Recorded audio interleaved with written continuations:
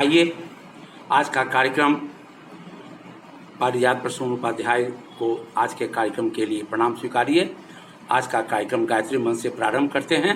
ओम भूर्भुवः स्वः तत्सवितुर्वरेण्यं भर्गो देवस्य धीमहि धियो यो नः प्रचोदयात्। कल हम लोगों ने द्वितीय प्रश्नोपनिषद का द्वितीय प्रश्न का उत्तर ऋषि से सुना। अब आज तृतीय प्रश्न। तदुपरां कौशल्य आश्वलायन ने महर्षि विप्लाद से पूछा, भगवान, इस प्राण की उत्पत्ति कहाँ से होती है? यह इस शरीर में किस प्रकार प्रविष्ट होता है? यह किस शरीर से बाहर आता है? किस प्रकार से बाहर आता है और किस प्रकार बाहरी और भीतरी शरीर को धारण करता है? तब महर्षि विप्लाद ने कहा उनसे कि आप बहुत जटिल प्रश्न पूछते हैं, किंतु आप ब्रह्मनिष्ठ हैं, इसलिए मैं आपको आपके प्रश्नों का उत्तर देता हूँ। इस प्राण की उत्पत्ति आत्मा से होती है।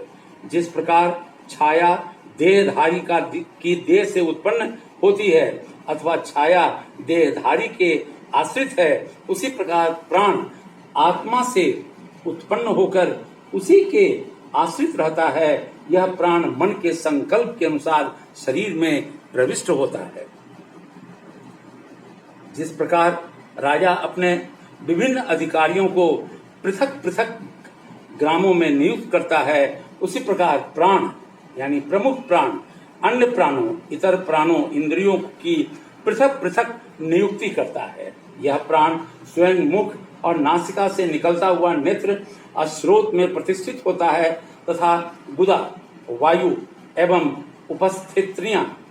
उपस्थेंद्रियां में अपान वायु को नियुक्त करता है। मध्य भाग में समान वायु रहता है, जो अन्न को समानता पूर्वक शरीर के विभिन्न भागों को वितरित करता है। उसी पर प्राण रूपी अग्नि से 7 ज्वालाओं का प्रादुर्भाव होता है।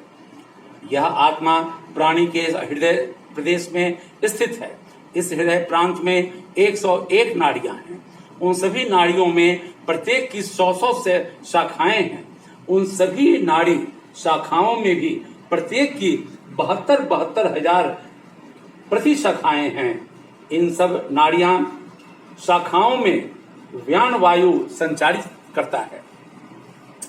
इन नाड़ियों में एक नाड़ी सुषुम्ना नाड़ी ऊर्ध्वगामी है, जिसके माध्यम से उदान नामक वायु मनुष्य को पुण्य कृत्यों तथा पुण्य लोक को और पाप कृत्यों द्वारा अधम लोक को ले जाता है। यह उदान वायु पाप पुण्य दोनों प्रकार के कर्मों द्वारा मनुष्य को मर्त्य लोक में प्रतिष्ठित करता है। आदित्य निश्चित रूप से बाहरी प्राण है। यह चाक्षुष यानी चक्षु संबंधी प्राण को अनुग्रहित करता हुआ उदित होता है। पृथ्वी का देवता प्राणी के अपान वायु को आकर्षित करता है। इन दोनों द्यू और पृथ्वी के बीच का रिक्त स्थान आकाश ही समान वायु है तथा वायु व्यापकता में आंतरिक व्यान से समानता होने से व्यान है। विश्वविख्यात आदित्य रूपी तेज ही उदान है। जिनका तेजस शीतल हो जाता है, उनकी इंद्रियों का मन में विलय हो जाता है। इस स्थिति में वे पुनर्जन्म प्राप्त करते हैं।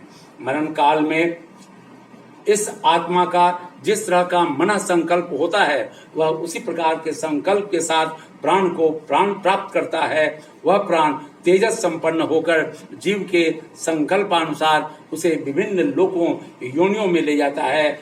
जो विज्ञजन प्राण तत्व को इस प्रकार जानते हैं, उनकी प्रजा वंश कभी विनाश को प्राप्त नहीं होती है और वे अमृत तत्व को प्राप्त करते हैं। यह श्लोक इसी तथ्य का प्रतिपादन करता है। जो मनुष्य प्राण तत्व की उत्पत्ति, आगमन, स्थान, व्यापक तथा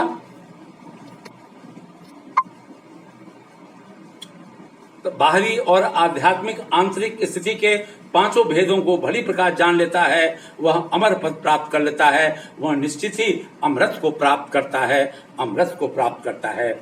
आज तृतीय प्रश्न का विप्लाद मुनि के ऋषि विप्लाद का हम लोगों ने उत्तर सुना। कल हम लोग चतुर्थ प्रश्न की चर्चा करेंगे, फिर पंचम, तब षष्ठ इसके बाद प्रश्नोपनिषद का समापन होगा। आज का यहीं पर कार्यक्रम समाप्त करते हैं। ओम शांति शांति शांति।